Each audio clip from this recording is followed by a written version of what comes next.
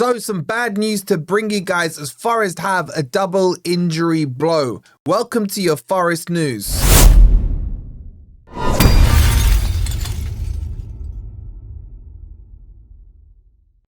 Hi guys, hope you're doing well and welcome to your Forest news as we'll run you through Ange's presser and talk about some not so good news. But if you want to bring me some good news, make sure you've hit that like button. Make sure you're subscribed as well if you are new here. And check out my predictions over on our second channel, the Footy Network. Thank you to everyone who's subscribed in the last 24 hours. If you haven't subscribed, please do. It's in the comments. You'll scan this QR code and plenty more football videos for you to pass some time with.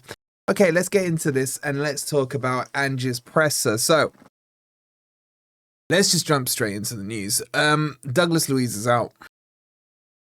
I just want Douglas Luiz to play. I really do.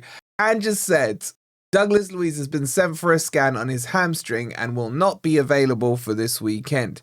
He actually talked about this hamstring issue that he's had at Juventus. He kind of inferred it in the press conference. And he talked about how he's not quite at full fitness, how there's the next international break around the corner, and we can build him up towards the fitness required with that. Does that mean Douglas Luiz won't play before the international break? I hope not.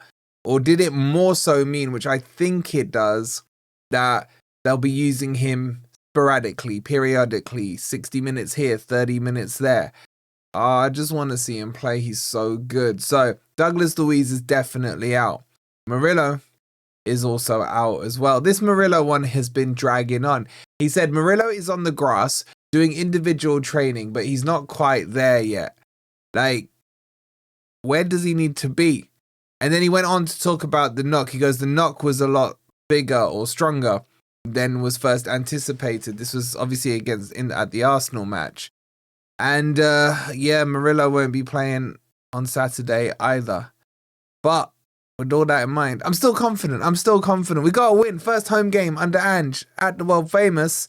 Surely we do okay. So what we'll do, we'll rejig the team news. I know I did a video earlier. Make sure you check that out if you haven't already. You can laugh at my team selection there. But we'll do that in a minute. Then there was the talk about how he was feeling, how things had started. No wins yet, but the signs were there, so on and so forth. And he was quite positive. I really like this guy, Ange, man. I like how he speaks. He comes across to me as being open and honest. Okay, I'm not naive to believe that everything he said, is the truth and there isn't a bit of, managerial talk in there and what have you. But I just like the way I find it so refreshing. I really do. I so badly want him to succeed because I like his brand of football. I like how he talks.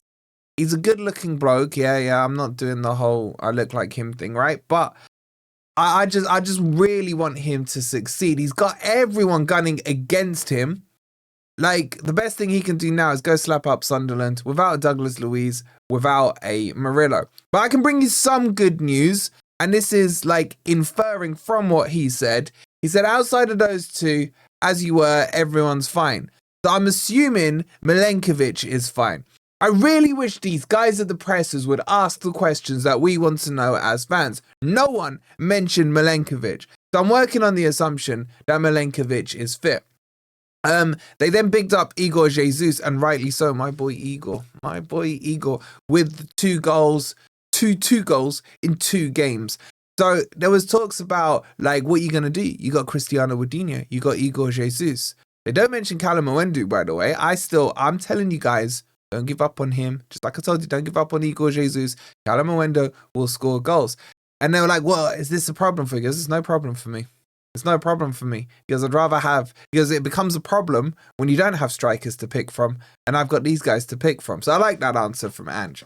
So other stuff in the presser, there wasn't anything that interesting outside of the injury updates and everything like that. So those are the kind of main headlines. But I just find myself liking the guy. I really do. How do you guys feel about Ange? Forget if you're Ange in or out. I'm talking as the personality. How does he come across to you guys? Do you like what he says? Or do you like going back to Nuno and just talking about solutions? I don't know. Let me know in the comments. Okay, let's do this updated team, what I think we're going to see. So this was my idealistic world. Oh, look, there was Murillo, there was Douglas Luiz. Oh my God, that team looks so good. It really does. I think what's going to happen now, I think it's quite straightforward. We're going to see, obviously, Murillo coming out. It's going to be Morata coming in. He did kind of praise the centre-backs there. I think we're going to see Douglas Luiz. Get well soon, Douglas Luiz. He's going to come out, and I think we revert to the midfield too. I'm not a massive fan of this, but I think that's what's going to happen. Gibbs-White will go into the 10, and I think we will see Backward coming in on the right-hand side. So, do I like this team? Of course I do. I like a lot of our players. Where do I see the weaknesses in here? Is the number of the midfielders. I prefer a midfield 3. I'm so sold on a 4-3-3. I really am. My biggest area of concern is at left back, right? It's not Zinchenko in midfield. I like him in midfield. It's just that massive gaping hole that gets left on that side. And I worry with Sunderland that they could expose that and potentially catch us on a counter-attack.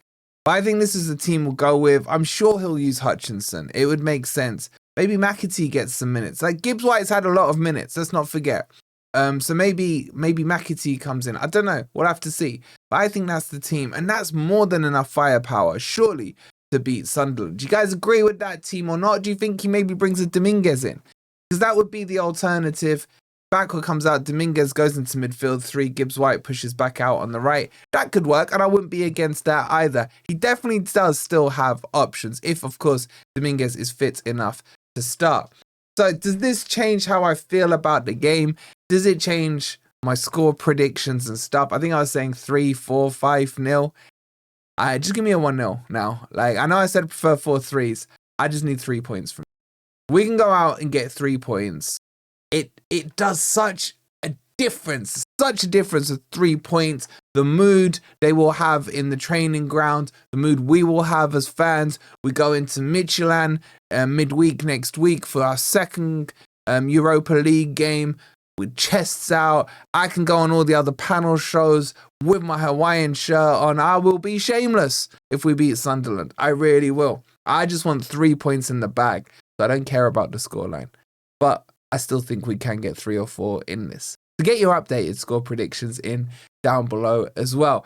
Right, that's pretty much it for today. Until the watch along tomorrow. Remember, it's a 5:30 kickoff. I'm going to take the evening off. I feel like I've earned it. You guys get some rest as well. Before you do, make sure you hit the like button. Make sure you're subscribed. And for more content, go check out me again, over on the Footy Network. Thank you to everyone who's subscribed there and here. We'll see you tomorrow. Forest getting 3 points. Come on, you Reds.